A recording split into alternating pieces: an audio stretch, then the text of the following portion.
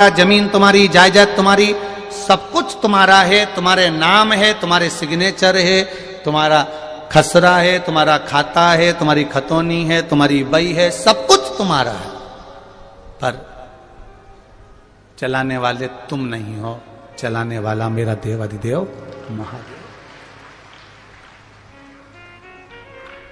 ये सैनिक लोग, पुलिस वाले, गार्ड,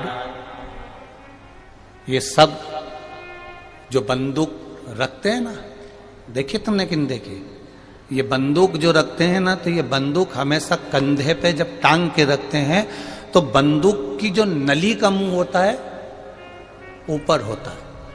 तो किसी पुलिस वाले से, किसी गार्ड से ये पूछना कि इसको सीधी क्यों नहीं रखते रे, इसको एसी क्यों नहीं रखते, एसी क्यों नहीं रखते, एसी क्यों नहीं रखते, नीचे क्यों नहीं रखते, इसको हमेशा ऊपर क्यों रखते हैं? तो क्योंकि पुलिस वाले को भी मालूम है कि ऊपर चल भी जाएगी तो वो चला देगा,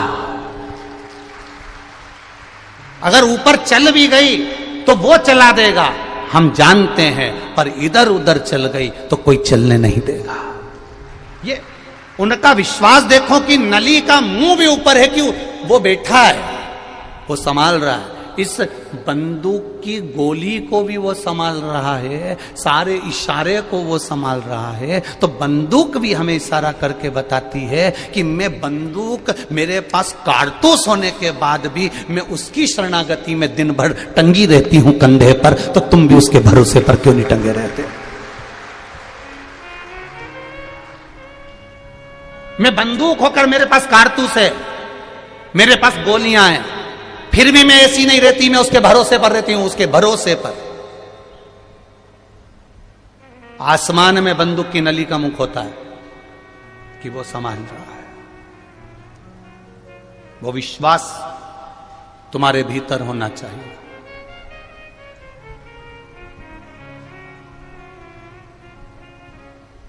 पर हम बहुत घूम कर जाना चाहते हैं, बहुत घूम कर। एक नई नवेली बहू आ गई, बहुत पढ़ी लिखी थी, सास ने इतनी पढ़ाई नहीं करी थी, तो सास ने बहू से कहा, बेटा मुझे हिंदी में तुम समझाओगी कि तुमने कौन सी पढ़ाई करी है, अंग्रेजी में मत समझाना, मुझे हिंदी में समझाओ।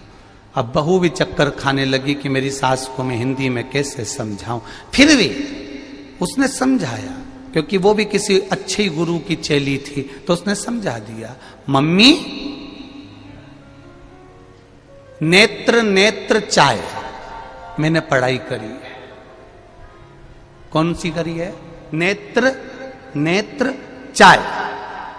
तो छोरा वहीं बैठा था, बेटा, तो माँ ने बेटे से पूछ लिया, ये कौन सी पढ़ाई है रे छोरा? तो कि मम्मी IIT, इसने IIT करी है, IIT, नेत्र नेत्र चाय, इसने पढ़ा है। पहुंचे वही है, पर घूम कर पहुंचे, घूम कर जाना है।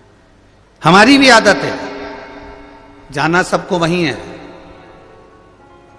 4 बांस, 4 कंधे और 40 कंडे तो कोई भी दे देगा, वो भी आ जाएगा देने को। जाना वही है,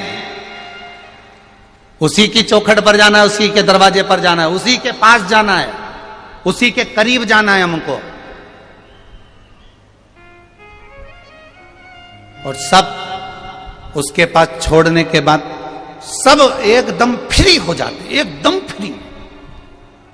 जब तक हम उस महादेव के पास नहीं पहुंचते तब तक सबको हमारी चिंता रहती है। जब हम महादेव के पास पहुंच जाते हैं, शंकर जी के करीब में पहुंच जाते हैं, तब हमारी चिंता कोई नहीं करता। तुम ईमानदारी से बोलना, जब तक जिंदा हो तब तक सोचेंगे, मम्मी नहीं आई, काका जी नहीं आया, फूफा जी नहीं आया, मामा जी नहीं आया, जजमान नहीं आया, पंडित जी नहीं आया, जीजी बाई नहीं आई, काका जी नहीं आया। जब तक जिंदा हो तब तक तुम्हें लगता है कि उसको हर पल याद करते रहते हो, हर पल स्मरण करते रहते हो, हर पल उसकी याद तुम्हें सताती रहती है। कब तक? जब तक वो जिंदा है। और जैसे ही वो मर गया, ले जाकर उसको शमशान में छोड़ दिया। शिव के द्वार पर ले जाकर जब छोड़ दिया, शंकर की चौखट पर ले जाकर जब छोड़ दिया, तब तुम एकदम फ्री हो गए। फिर किसी ने याद नहीं करा, कोई नहीं कहता कि वो काका जी कहां गया, वो व्यक्ति कहां गया, फिर किसी ने याद नहीं किया।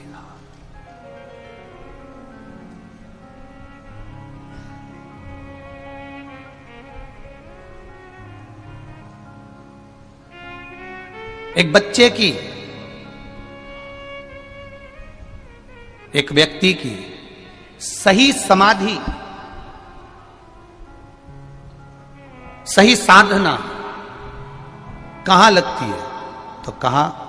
मां की गोद में लगती है। बच्चा सब दूर खेलता है, पर मां की गोद में आकर जैसे ही बैठता है, बच्चे की धीरे धीरे आंख लगने लगती है। उसी तरह तुम पूरी दुनिया में खेलते रहो। ये इतना बड़ा मेला ठेला लगा है, यहाँ से गुड़बेला तक चले गए, नापली तक चले गए, चितावलिया तक चले गए, सीहोर तक चले गए, सब दूर दिन भर घूम रहे हो। और घूमने के बाद जैसे ही तुम तैयारी कर कर बैठे थे कि मुझे शिव महापुराण की कथा सुनना है, 1 बजे से 4 बजे तक कथा सुनना है, 1 बजे से 4 बजे तक कथा सुनना है, बस तुम कथा में जाकर बैठे।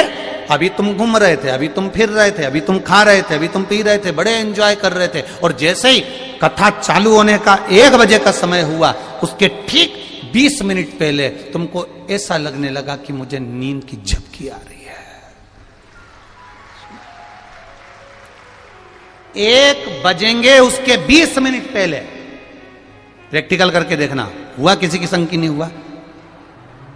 हुआ ना? 1 बजने के 20 मिनट पहले, 25 मिनट पहले, आधा घंटा पहले तुमको ऐसा महसूस होगा। थोड़ा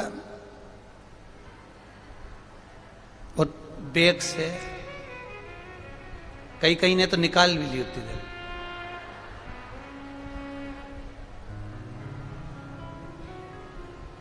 फिर टीवी उसने एलईडी में देखा, अभी तो मूंछ वाला ही बोल रहा है।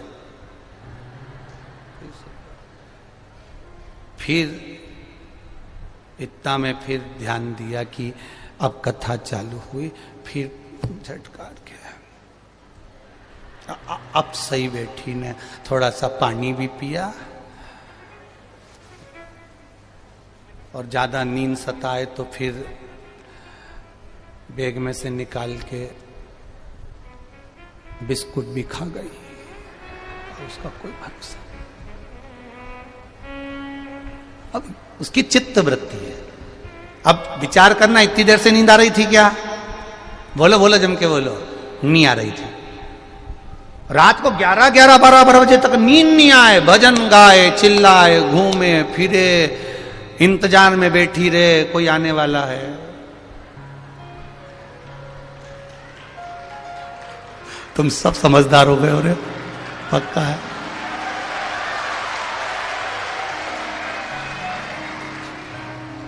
अब बोलना मत ही, चुप रहो, बस शांति रखो।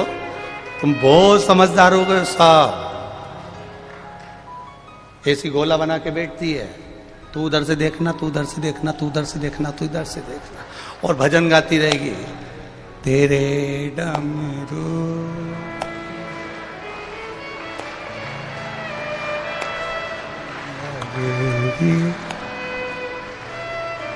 जो भजन गाती गाती बाजू वाली के कोनी मार, तुरंत एकदम। अब वॉल्यूम भी तेज हो गया, तेज। इतने में भोलानाथ आया, बाजू में बैठा, पानी पिया, और तुम्हें भी पानी पिला के। शिव तत्व था, शंभो।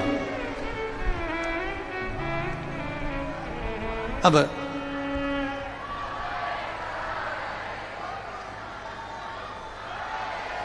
सही है, सही है, सही है। तुम बिगड़े हुए का तो बाबा ही एक सहारा है, पक्का है, तो निश्चित है। हो बोल बम का नारा है, बस उसकी शरणागति। अब नींद नहीं आ रही, रात रात को 12-12, 1-1 बजे तक नहीं आए, पर कथा चालू हो उसके 20 मिनट पहले, आधा घंटा पहले, जितने आस्था चैनल पर सुन रहे हो, जितने फेसबुक पर सुन रहे हो, तुमसे भी कहूंगा, तुम्हारा भी अनुभव होगा, तुम्हें ऐसे नींद नहीं आएगी, पर कथा चालू होने के आधे घंटे पहले थोड़ी सी झपकी, थोड़ी सी ललकता, नींद की जरूर आएगी। क्यों? क्योंकि बच्चा सब दूर घूमता है, पर मां और पिता की गोद में बच्चा चैन से बैठा रहता है, आनंद में बैठा रहता है, निर्भीक हो जाए।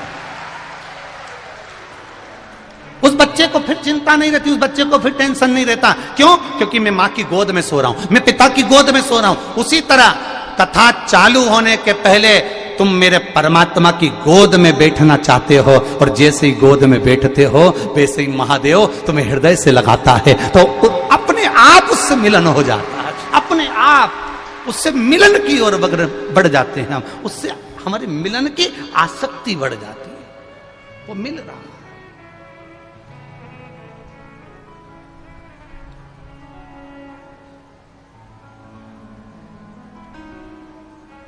मिलन की आसक्ति बढ़ती है।